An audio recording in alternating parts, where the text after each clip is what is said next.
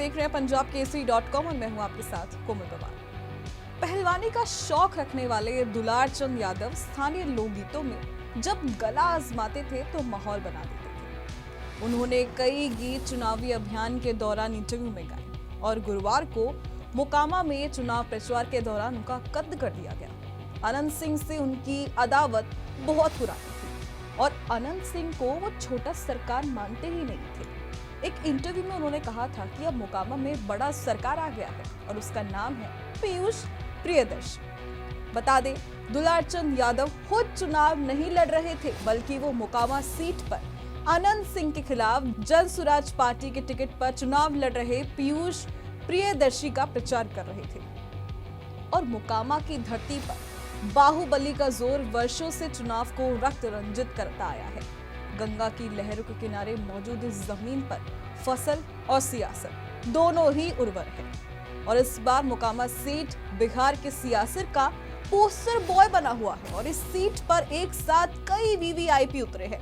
और इस बार जेडीयू से इस सीट पर पूर्व विधायक, बाहुबली नेता और बेलगाम जुबान चलाने वाले अनंत सिंह चुनाव लड़ रहे हैं और इस इलाके में उनकी मजबूत पकड़ है, लेकिन उन पर कई आपराधिक केस भी दर्ज है। इससे पहले अनंत सिंह की पत्नी नीलम देवी ने इस सीट से उपचुनाव लड़ा था और जीत हासिल की थी और इस बार भी अनंत सिंह खुद मैदान में है।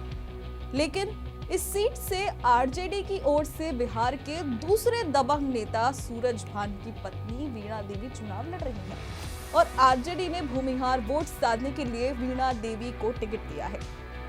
और इस सीट से तीसरे उम्मीदवार हैं जन स्वराज के पीयूष प्रियदर्शी।